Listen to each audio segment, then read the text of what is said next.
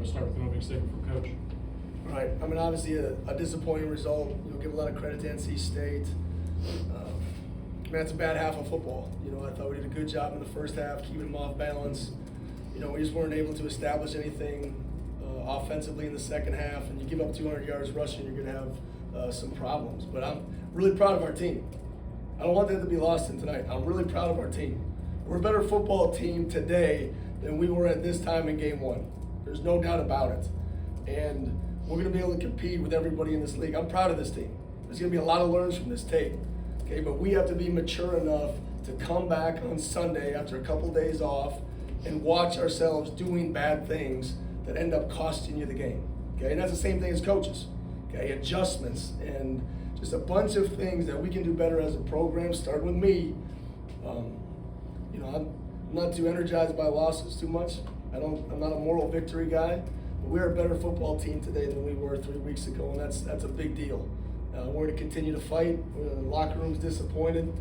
Congratulations to their team, and we'll keep moving forward. So I'll open up with any questions. Jake, how do you explain that second half of absolutely no offense? I mean, without watching the tape, I don't think we're obviously not able to reestablish the line of scrimmage. Couldn't get any sort of run game going, so it makes you one-dimensional. And then anytime they had an opportunity to come attack us, I thought they did a good job in their rush packages and getting one-on-ones with certain people and not having the ability to get open and make plays. We got to go make plays. So just the tale of two halves, and obviously very disappointing. We knew coming into the game they were a big third quarter team. Their third quarter split was phenomenal. That's how they made the big comeback against Virginia. But at the end of the day, it was still a tie game going into the fourth quarter. We got to be able to respond to that, right? The resilience of our team, that needs to go up. Jake, you talked about being able to respond, watching yourself do bad things on tape.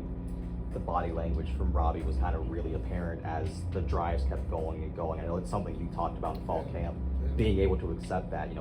How do you deal with that moving forward if he's supposed to be your starting quarterback? Yeah, I mean, he's got to be mature enough to say, that body language everyone sees. It's like a billboard, and he's got to be able to take the punches, the good and the bad. He's got to keep rolling. He's got to know we need him to stay in the game. I mean, obviously, first half, made a lot of great plays, a lot of great throws. I mean, we had them on their toes and heels. So something we'll definitely work with him on, and he's got to be mature enough as a competitor to go out there and represent us the right way.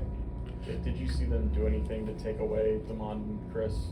Looked like the explosiveness of the offense disappeared when they stopped getting the ball. Yeah, I mean, I think we're going to look back and see a bunch of things that we just missed. And, whether that's pressing on doing some things, whether it's staying in the hole, whether it's execute perimeter blocks. I mean, just the tale of two halves, and you got to play a complete game to win ACC league games. Like, it's just what it's got to be. So without seeing the tape, I can't really comment on it, but just not good enough in any level on offense there in the second half. Coach, you already alluded to it, looking at the tape, but it seems like after the fast start, it seemed like things kind of pivoted on that fourth down conversion, and then, their ability to run the ball. What are some things that you're going to look at going into next week? I mean, not next week, but, going in 2 weeks from now.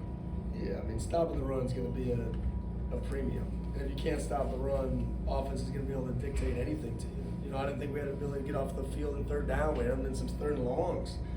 And we're never really to affect the passer. Credit to their O-line. I thought we had some good matchups going into the game. I felt like we could get some pressure in certain situations, certain passing situations, and we're just never able to do it as the course of the game went on. And you just felt that, we're never able to just win the game defensively and go slug for slug with them without moving the ball. So they were on the field a lot in that second half. And those guys got a high pride level. They'll come back ready to work. Jake, 16 days between next game. I mean, is that good, bad, or you just got to? We got to sit in this for 16 days. Yeah. That's what I told them in there. Like, remember this feeling. When I asked you to come back on the Tuesday of the bye week and we need to practice and we need to go, remember today. Remember the locker room. Remember the feeling. Remember them saying Wolfpack in our stadium. Remember that. I think that's a big deal. If you're an ultimate competitor, like, man, it's a rivalry game. So hopefully you're energized to come to work and get better. And we need to be a better football team, just like we are today versus game one, when we take that field against Georgia Tech. Jake? 2 more guys. Jake, with those 16 days, what's the plan over that? Is it trying out new combinations, you know, on different packages? Is it trying out different things? I mean, as I sit here today, I mean, I've always said this, like, you never leave the little things. That's what Built in the Dark is about. You know, we need to be fundamentally better. And we'll look at everything. We'll self-scout it all, see where we're at after 3 games. And, you know, who do we need to get the ball more to? Who needs to play more? Who needs to play less? Like, it's going to be a constant flux as we go throughout the season, as we continue to learn about our guys. The biggest thing I want to see is our culture respond to this. Stay together, stay the course. Who's going to be the me guy?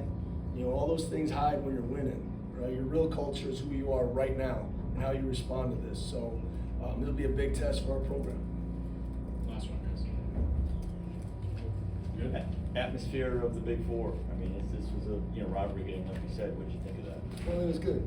It was good. I'm, excited to continue this rivalry. I mean, the more you play them, the more you feel them, the more you understand them. I think our guys got a little emotional at the end. Like, we got to control that emotion, and but that's what this game brings. That's what rivalry games bring. Really thankful for the crowd. Thankful for everybody that was there. Thursday night, quick turnaround. We just weren't able to do it in the second half, and we got to be a better football team there. Thanks, Coach. Thanks. All right, thanks, guys. Baby girl, you are so pretty, pretty.